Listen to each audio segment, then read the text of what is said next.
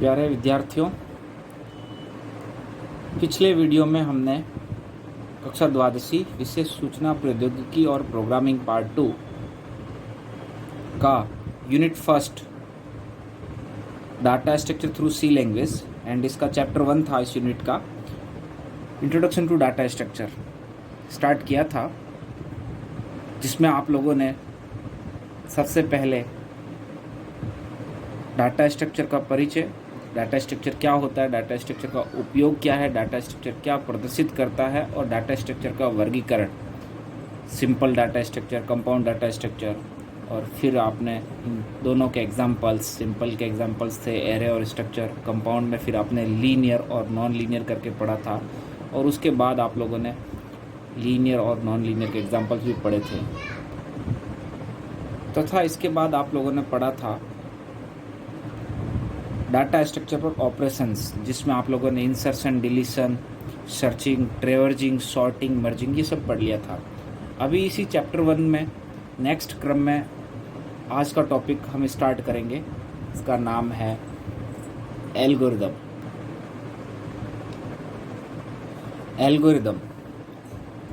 Algorithm कोई एक programme नहीं होता है जो किसी कंप्यूटर पर लिखा जाता है या कंप्यूटर पर एग्जीक्यूट होता है, लेकिन एक प्रोग्राम के जैसा ही होता है। एल्गोरिदम इंस्ट्रक्शंस का सेट होता है, निर्देशों का समूह होता है जो किसी पर्टिकुलर टास्क को पूरा करने के लिए लिखा हुआ होता है। मतलब तर्क या निर्देशों का समूह जो किसी निश्चित कार्य को पूरा करने के लिए लिखा जाता है। एल्गोरिदम को लिखने के लिए, व्यक्त करने के लिए हम दो तरीके सूडो कोड या फ्लो चार्ट काम में ले सकते हैं। किसी भी एल्गोरिदम को निष्पादित होने में कम समय व कम मेमोरी की आवश्यकता हो तो उसे कुशल और तेज एल्गोरिदम कहा जाता है। अर्थात किसी एल्गोरिदम की कुशलता इन्हीं दो गुणों के आधार पर मापी जाती है। ये दो गुण हैं स्पेस कॉम्प्लेक्सिटी, जो स्पेस मतलब मेमोरी से रिलेटेड है, दूसरा है टाइम कॉम्प्लेक्सिटी मतलब समय से संबंधित है। तो इन्हीं दो गुण के आधार पर किसी भी एल्गोरिदम की एफिशिएंसी मतलब कुशलता को हम माप सकते हैं।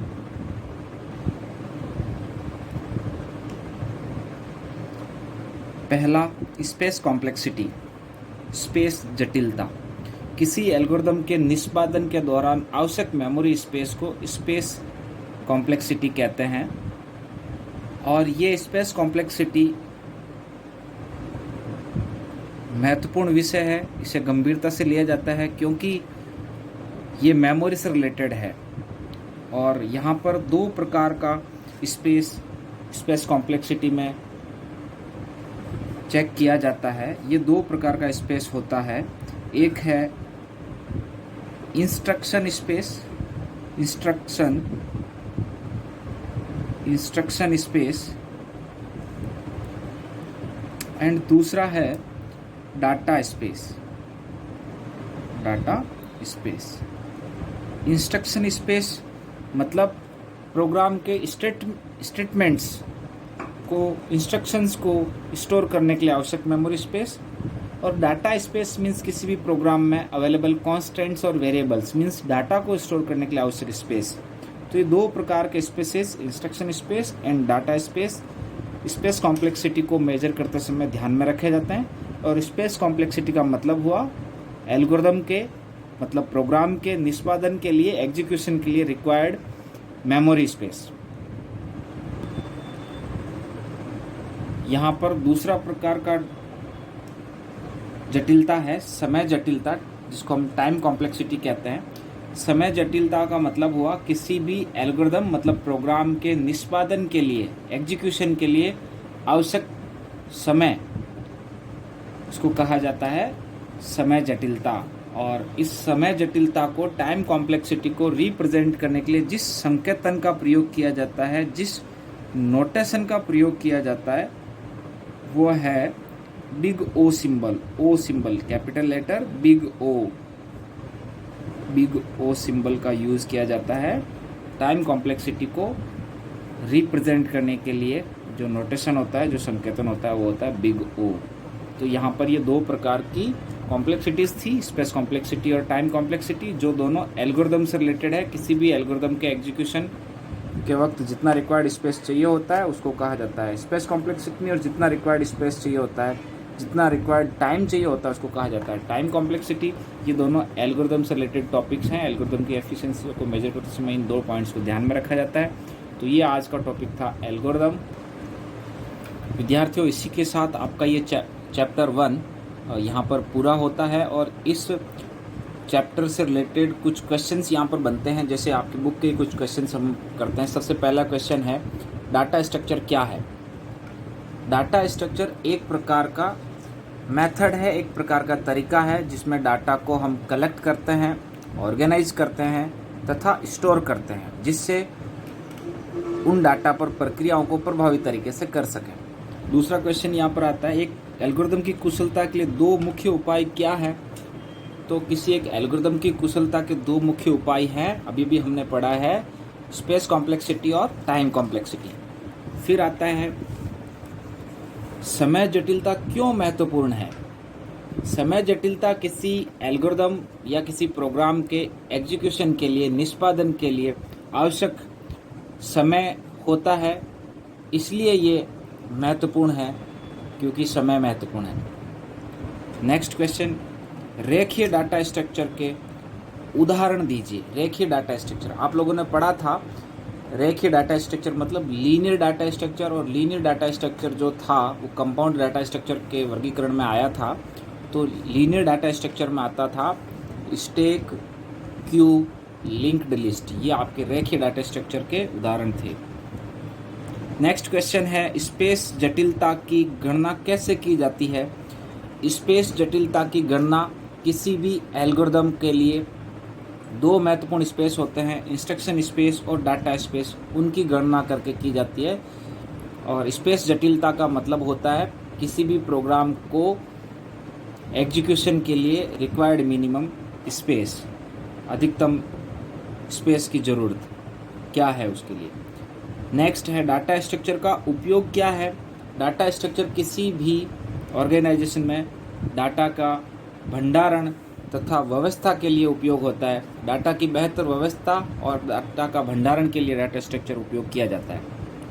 यौगिक डाटा स्ट्रक्चर को समझाइए। यौगिक डाटा स्ट्रक्चर मतलब कंपाउंड डाटा स्ट्रक्चर, ऐसे डाटा स्ट्रक्चर जो सिंपल डाटा स्ट्रक्चर का विभिन्न प्रकार से संयोजन करके बनाए जाते हैं, वो होते हैं यौगिक डाटा स्ट्रक्चर मतलब कंपाउंड डाटा स्ट्रक्चर। और ये फिर से दो सब कैटेगरी में वर्गीकृत किए जाते हैं, जिनका नाम था लीनियर और नॉन लीनियर। लीनियर मतलब जो सिंगल लेवल के डाटा स्ट्रक्चर होते हैं, एकल स्तरीय होते हैं और एक सीक्वेंस को फॉलो करते हैं, और नॉन लीनियर जो किसी सीक्वेंस को फॉलो नहीं करते और बहुस्तरीय होते हैं, है ना।